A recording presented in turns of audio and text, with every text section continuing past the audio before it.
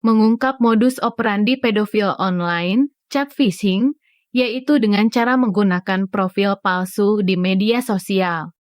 Halo, teman-teman. Apakah kalian tahu bahwa dunia digital adalah tempat di mana kita bisa belajar banyak sekali hal baru, bertemu banyak teman baru dari seluruh dunia, bermain game dengan seru, menjelajahi tempat-tempat baru yang menakjubkan, dan semuanya bisa kita lakukan dari rumah kita?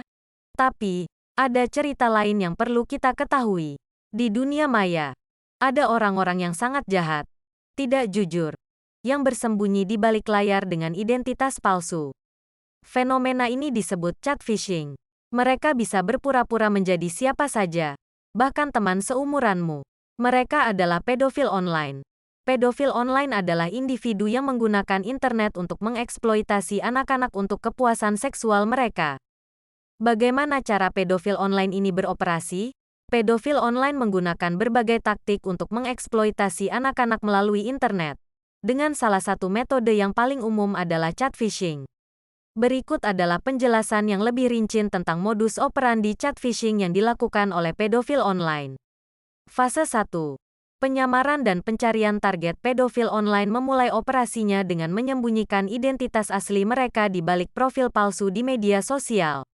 Mereka seringkali menggunakan foto dan informasi yang menarik untuk membuat profil yang tampak meyakinkan dan dapat dipercaya. Dengan identitas palsu ini, mereka mulai mencari target mereka, anak-anak yang aktif di media sosial. Pedofil cenderung mencari anak-anak yang tampak rentan, seperti mereka yang sering memposting tentang masalah pribadi, kesepian, atau mereka yang tampak kurang perhatian. Dari fase 2, pembangunan hubungan. Setelah menentukan target, pedofil online akan mulai mengirim pesan kepada anak-anak tersebut. Mereka berusaha untuk berpura-pura memiliki minat yang sama dengan anak-anak untuk membangun koneksi. Misalnya, jika seorang anak menunjukkan ketertarikan pada video game tertentu, musik, atau hobi lainnya di profil media sosial mereka, predator akan berpura-pura memiliki ketertarikan serupa. Dengan cara ini, mereka mulai membangun dasar untuk komunikasi lebih lanjut. Fase 3. Mendapatkan kepercayaan. Setelah membangun komunikasi awal, pedofil online akan berusaha mendapatkan kepercayaan dari anak tersebut.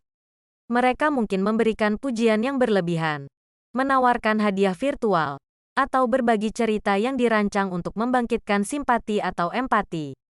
Taktik ini bertujuan untuk membuat anak merasa dihargai dan dipahami, seringkali memenuhi kebutuhan emosional yang mungkin tidak terpenuhi di kehidupan nyata. Dengan melakukan ini, pedofil online berharap untuk menciptakan rasa ketergantungan emosional pada mereka. Fase 4.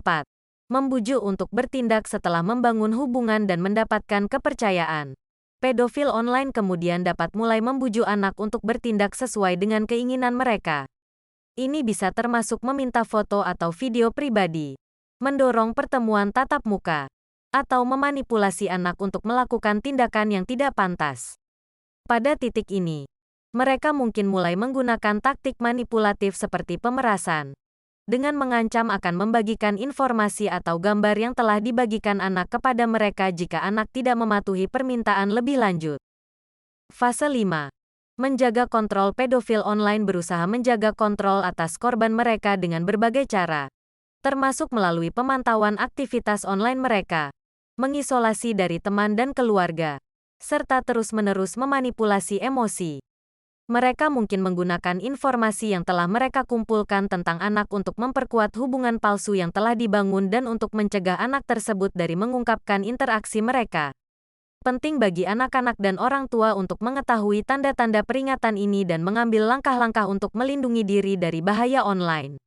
Edukasi tentang keamanan internet, menjaga informasi pribadi tetap pribadi, dan pentingnya berbicara dengan orang dewasa yang dipercaya ketika merasa tidak nyaman dengan interaksi online adalah kunci untuk mencegah eksploitasi oleh pedofil online.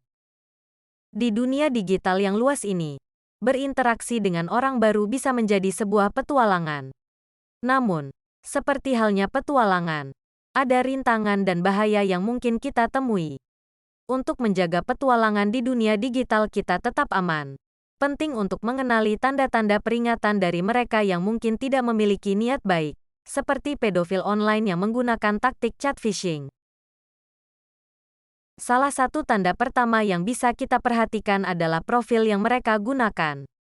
Profil dengan informasi minim, sangat sedikit atau bahkan tidak ada foto yang realistis, atau jumlah teman yang sangat sedikit, bisa menjadi indikasi pertama.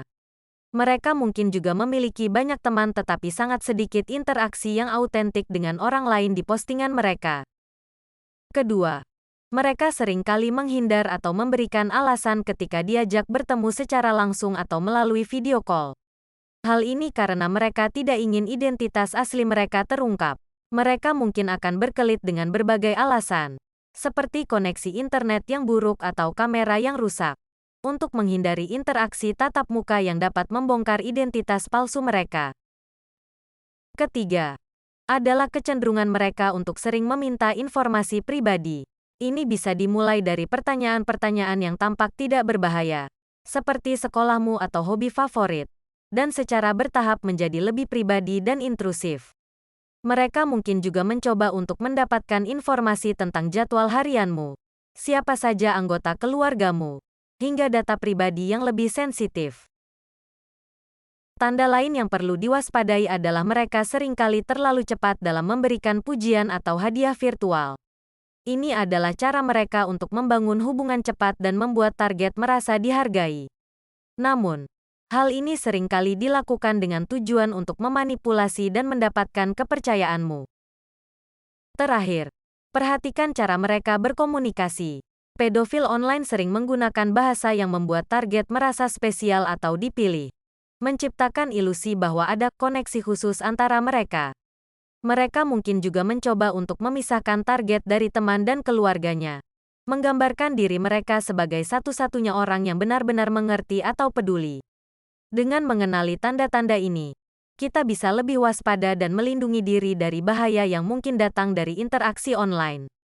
Penting untuk selalu berbicara dengan orang tua atau guru jika kita merasa tidak nyaman atau ragu dengan seseorang yang kita temui di internet. Teman-teman, saatnya kita bergandengan tangan untuk membuat dunia maya menjadi tempat yang lebih aman dan menyenangkan bagi semua orang. Internet adalah jendela dunia yang membuka begitu banyak kesempatan bagi kita untuk belajar, bermain, dan terhubung dengan teman-teman baru dari berbagai penjuru dunia.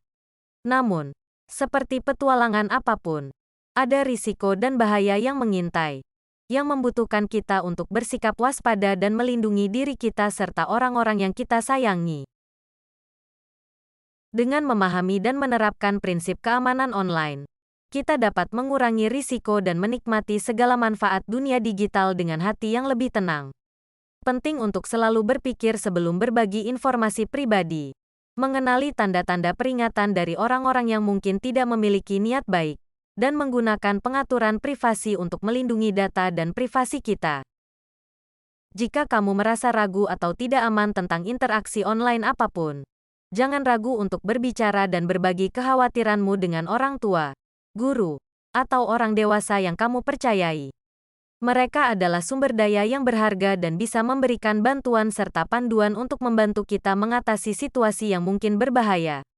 Berbagi pengalaman dan kekhawatiran kita bukan hanya akan membuat kita merasa lebih aman, tetapi juga bisa membantu melindungi orang lain dengan meningkatkan kesadaran mereka tentang potensi bahaya.